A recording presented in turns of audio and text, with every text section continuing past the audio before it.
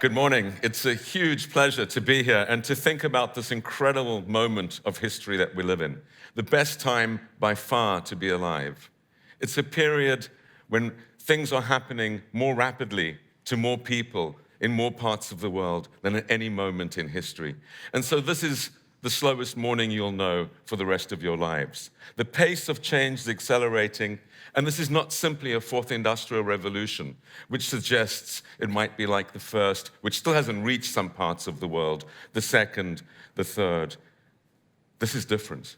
We're in a new renaissance, an age of discovery which is going to bring the most extraordinary opportunities, but also, as with the last renaissance, is a tumultuous moment, is a moment in history which is incredibly precious. And so what I want to share with you is some thoughts about how we can make sure that this is the best time, not only for us, but for future generations, that we're able to seize this moment in history, recognize its potential, and ensure that we use it to the fullest of our abilities.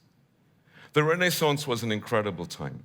We celebrated 500 years later because it took not only Europe from being one of the most backward places in the Dark Ages in the 1450s to by far the most advanced place on the planet within an 80-year period, but because of the many other things associated with it, the breakthroughs that were driven by the first information revolution. Then it was the Gutenberg press. Before that, only monks could read and write, handwritten manuscripts. Very few people had these very expensive books.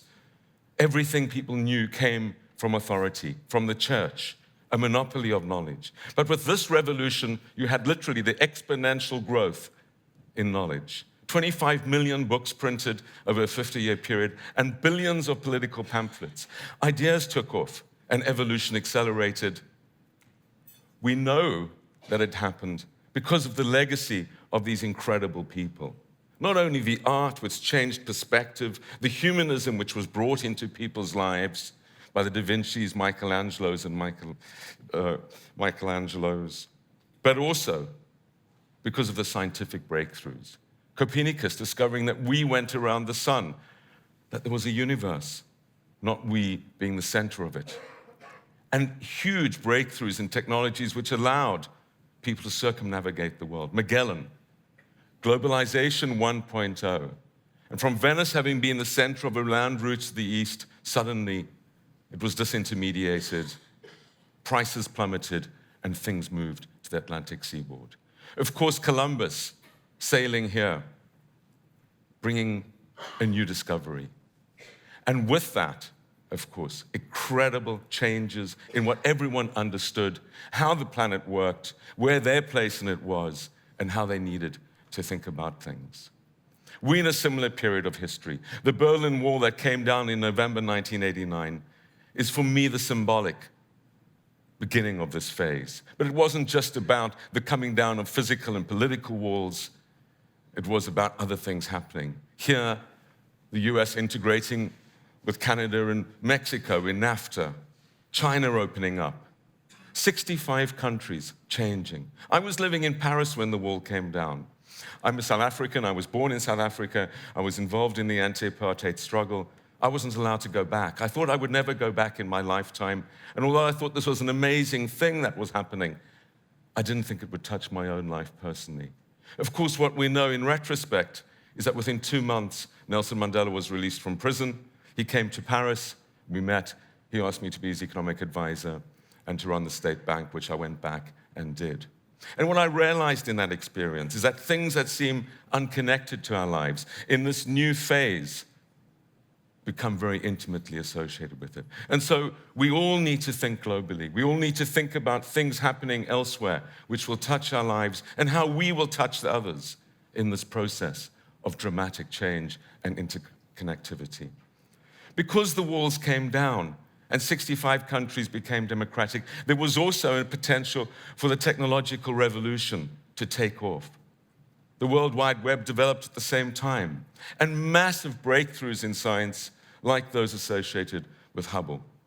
But what we've seen subsequently is literally the exponential growth of this potential. And that's why evolution is accelerating. There is more happening more quickly in the world than ever in history. And we know more because of this intimacy. Whether it's sharing a birthday party with people on the other side of the planet, we can feel empathy, we can see the pain, and we can see the opportunity. And this interconnectivity, where we move from a world of only about 200 million people sharing the same knowledge in the late 80s to a world today of 6.5 billion people with access to information, is dramatically different. When there were 5 billion people at the end of the 80s, only 2 billion people could read or write. But now in a world of 7.5 billion, 6.5 billion people can read and write.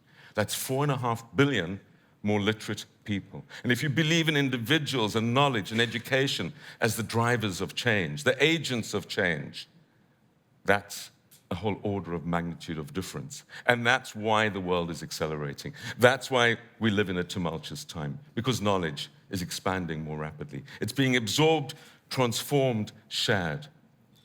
And whether it's individuals who are going to change our worlds, the new Mozart, Shakespeare's, and Einsteins emerging from the streets of Mumbai, Shanghai, and elsewhere, or whether it's the teams sparking off each other, learning in new ways, the way that invention is happening is fundamentally different to the past. And so I'm incredibly optimistic that this is a solutions platform. This is an ability to learn which is unprecedented, and it's creating many things, including the most dramatic reduction in poverty that the world has ever known. We've seen 2 billion more people in the world because ideas have traveled more rapidly. Simple ideas like washing your hands prevents diseases, smoking kills you, ideas like that. And very complex ideas like those embedded in new cures for cancer, new vaccines, traveling around the world. So average life expectancy in the world going up by about 20 years. It took from the Stone Age to the 1980s to get that sort of improvement in average life expectancy. Infant mortality going down dramatically. In this, an incredible thing happens. We get 2 billion more people on the planet. That hasn't happened in the speed before. But associated with this, a dramatic reduction of 300 million in the number of desperately poor people. That's never happened before. And that's because of this interconnectivity, because of the growth of opportunities, of ideas, of markets, of jobs around the world. And so there's a huge amount to celebrate and to look forward to, because this planet, with its 6.5 billion connected people out of 7.5 billion people, gives us an opportunity for creativity, which is simply unprecedented. Of course, people are also coming together, as they did in the Renaissance. Place matters more than ever. Far from the world being flat, as been suggested, it's becoming more and more mountainous. Being in the right place at the right time, being able to be at the forefront of this process matters more. And our impact on each other and the planet is greater because of this interconnectivity and because of our rising wealth. When we're poor in villages, we don't affect others. But as our incomes grow and we become more connected, every decision we make impacts on other people and on the planet. The question is, how will this tumultuous moment play out? How is it going to evolve? And are we able to avoid the terrible lessons that destroyed Renaissance of 500 years ago? The ships that went to the New World, that came here to the Americas, as we know, not only brought good things, but brought diseases that killed most Native Americans. And they took back diseases, syphilis and others, which killed many millions of Europeans. This process of interconnectivity leads not only to the spreading of goods, but the spreading of bads. And in that Renaissance, we had a pushback, a dramatic fight against change. You know about the bonfire of the vanities, the burning of books. And in that process, knowledge was contested. The church did not like its authority challenged. And the church became increasingly corrupt. And so Savonarola and a group of fanatical monks took over from the Medicis in Florence. They burnt the books and they stamped out any progress that had happened before. Diversity was stopped. Gays were hung from the trees. Jews, Muslims, and others. From the city of Florence, which had been the symbol of diversity, were hounded. Of course, the church pushed back, and you had the Inquisitions. Massive, massive intolerance that spread through Europe and was associated with death and destruction, including my college in Oxford, where people were killed in the corridors.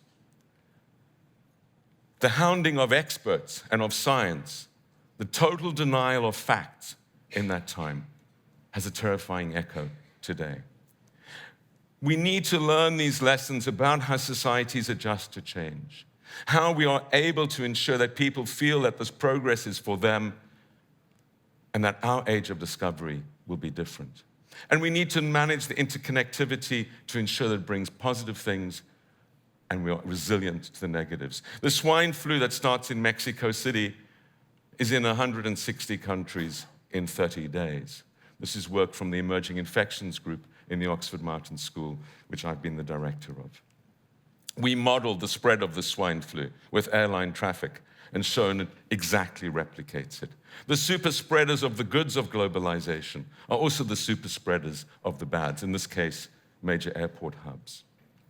What we also need to understand is that these new technologies and interconnectivity have changed the relationship of individuals to the state and to institutions.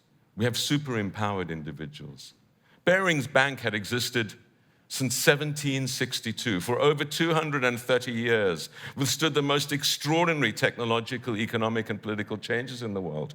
And suddenly one day, management woke up and found their bank was no more because one kid, Nick Leeson, having fun, had had a bit too much fun with new technology overnight. This lesson of how we manage the superpower, not least with biopathogens, with exponentially declining prices, individuals can create smallpox, Ebola, or something else, put on a drone and fly it down our high streets.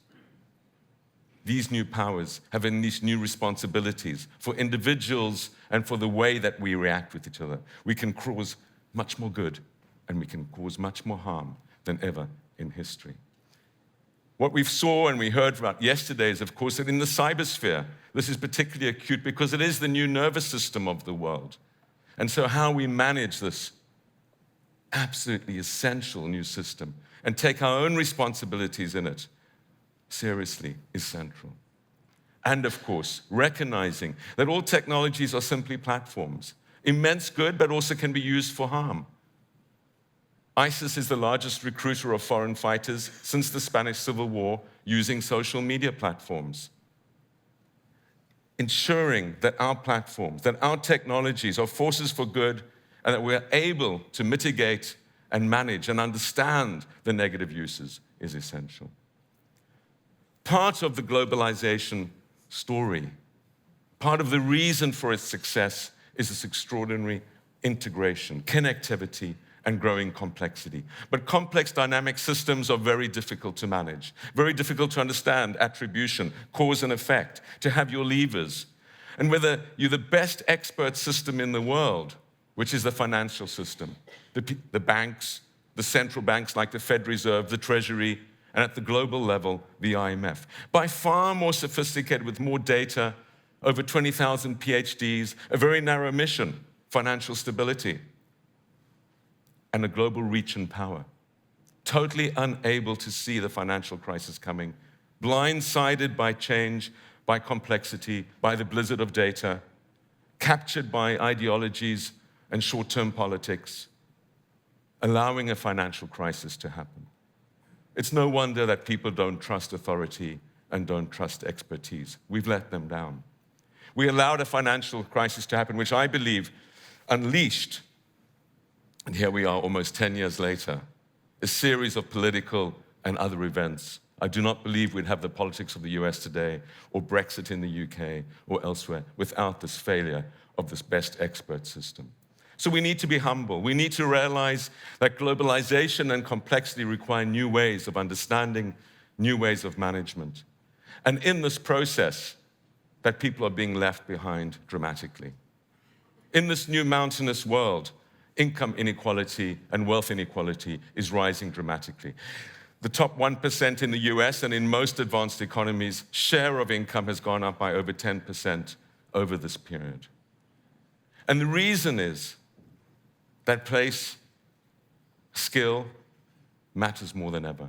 And if you're not at the right place, if you don't have ability to live in New York or San Francisco or the Valley or Mumbai or Shanghai or London, you're locked out. House prices to incomes are at record highs. Congestion is harder than ever. Transport costs are further. You can't leave your elderly parents or your children because childcare and elderly care is declining. And so if you live in the Midwest of the US in certain towns, your chance of getting a job are lower than your parents. Your life expectancy is lower than your parents. And your housing mobility is lower than your parents. You're less likely to move home. It's no wonder people say, globalization is not working for us. We don't like this. Let's have the old world where we can try and manage our risks, go back to this past that we imagine is somehow better. Of course, this is profoundly misguided, but it's based on a real perception of real threats and anxieties. It's based on a failure of globalization to be inclusive and by the gains to be captured by a group of society which has not shared them more widely. And so in this process, we see a widening risk. And as we move to a world of automation, and one of the groups I created in the Oxford Martin School suggests that 47% of US jobs are vulnerable to machine intelligence over the next 20 years, and a much higher share in some other countries. We need to think very deeply about the future of work, how this is going to play out, and give meaning to creativity, give meaning to volunteerism, give meaning to social care and many other jobs. Because the middle rungs of the job ladder, any routine, rules-based job in manufacturing, in call centers, in back offices, are likely to be done by AI and robotics. For developing countries, this is a particularly acute challenge because the progress of countries from agriculture to services is through a stage where people do these routine rules-based jobs, whether it's in textiles, or in call centers, in back offices. And so we need to fundamentally rethink the development ladder. This is a different exercise. We have the capacity to manage. We have the capacity to manage the change. And it's not people that are changing that are revolting against change. It's people left behind. London did not vote for Brexit. New York and San Francisco did not vote for Trump. Paris did not vote for Marine Le Pen. Berlin, Munich, and Frankfurt did not vote for AfD. These are people locked out of change, unable to change. And so the popular saying that people fear change is too fast, no. People fear not being able to participate, not benefiting, not having the change bring them lives and real meaning as they go forward. And as we think about this process, our interconnectivity needs to guide our thinking more and more.